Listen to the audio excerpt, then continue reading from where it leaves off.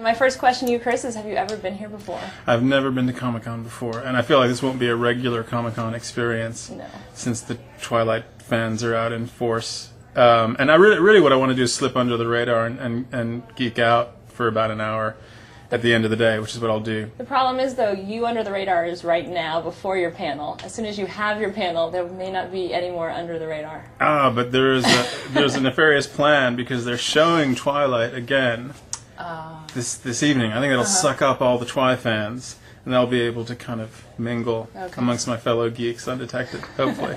Both Kristen and Rob, you guys talked about in the press conference how much you love New Moon, and that's your favorite book of the series. Can you tell us a little bit more why that's the one that really does it for you? For me, just because it was the most challenging. I mean,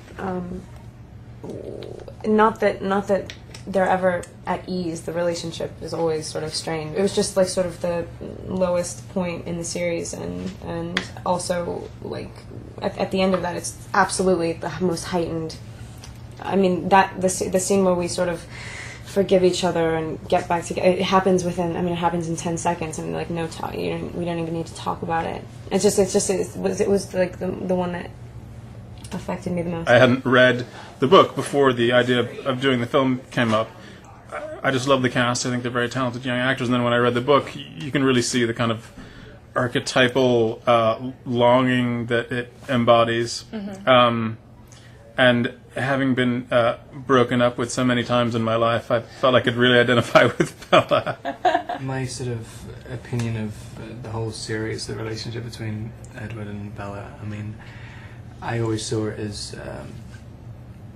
the thing which I was relating to, the thing which I was kind of trying to draw from was, when you're a guy and you find yourself becoming or being so in love with someone, what? No,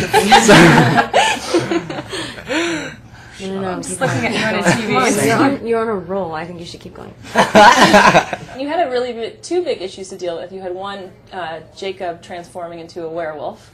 Was that a challenge to tackle? Hard for Taylor. Really hard for Taylor to become a werewolf. So we eventually had to resort to computer effects. Okay. No, I mean the challenge with that is to get a special effect that isn't cheesy and that's elegantly done. And Phil Tippett Studios, Phil Tippett being a legend in the effects community, is handling it, and they're doing a beautiful job. And Taylor, you had a lot of work to do in this movie. You had to bulk up really big. We all know about that. But you also spent a lot of time doing a lot of stunts and things like that too. Yeah, it was a lot of fun. I actually, I almost got to do all of my own stunts. You tried, right? Which was fun. I got to do all of the dirt bike riding. There was so much of that. Just kidding.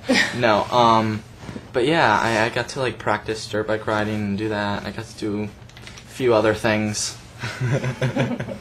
He like catapulted himself into a window. It was really impressive. It was fun. Yeah. Yeah, it was insane. Yeah. So it was something a stunt guy really actually should have done. You find yourself like in love with someone or something, and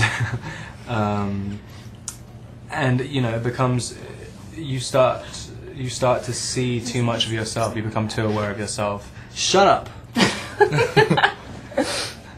God. And then he starts to. I can't concentrate anymore.